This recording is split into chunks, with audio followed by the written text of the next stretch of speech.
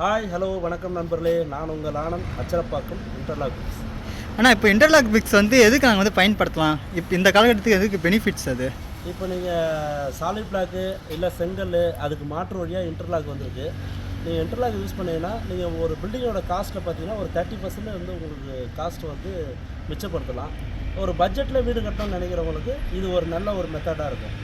சரிங்கண்ணா, இப்போ நாங்கள் அந்த இன்டர்லாக்ஸ் பிக்ஸ் வச்சு வீடு கட்டுறோன்னு கூட வச்சுக்கோங்க. அதுக்கு வந்து கரெக்டான ஆள் தெரியணும்ல, யாரெல்லாம் கட்டுவாங்க கட்ட மாட்டாங்கன்னு. நாங்கள் வந்து பில்டிங் வந்து பிரிக்ஸ் லே பண்ணுறதுக்கு நானே ஆள் அனுப்பிச்சி விட்டுருவேன்.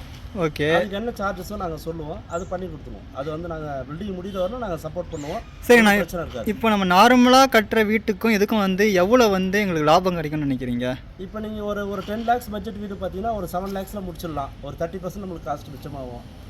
ஓகேங்கண்ணா. இப்போது நாங்கள் அதாவது அந்த கல்லுக்கும் ஸ்டாங்ஸ் சொல்லுவாங்கள்ல, இப்போ வந்து செங்கல் கட்டினா இவ்வளோ இயருக்கு வரும், ஆலா பிளாக் கல்னா இவ்வளோ வரும். அதுமாதிரி இன்டர்லாக் பிக்ஸுக்கு கட்டினா எவ்வளோ இயர் வந்து நம்மளுக்கு வந்து கொடுக்கும்?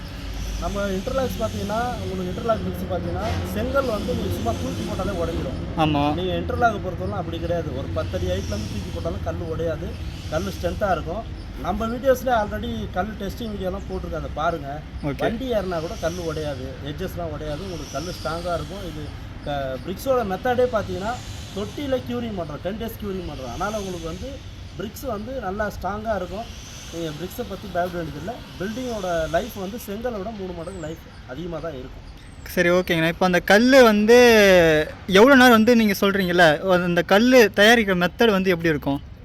கல்லோட மெத்தட் பார்த்தீங்கன்னா அது வந்து ஒரு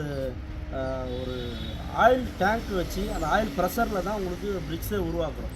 ஒரு 2 feet மெட்டீரியலை போட்டு அதை 1 feet கன்வெர்ட் பண்ணுறோம். ஒரு 130 ப்ரெஷர், அதாவது டன் ப்ரெஷர்னுவாங்க, அதில் யூஸ் பண்ணி தான் அந்த பிரிக்ஸை உருவாக்குறோம். ஒரு நாள் வந்து 24 hours வந்து ஏர் க்யூரிங் பண்ணுவோம். ஓகேங்கண்ணா. 10 days வந்து வாட்டர் க்யூரிங் பண்ணுவோம். ஓகே. 3 days வந்து அந்த க்யூரிங் மெத்தட் முடிஞ்சு 3 days வந்து பிரிக்ஸை காய வைப்போம். 15 days கழிச்சு தான் கஸ்டமருக்கு லோடே ஏற்படும். ஓகேங்கண்ணா.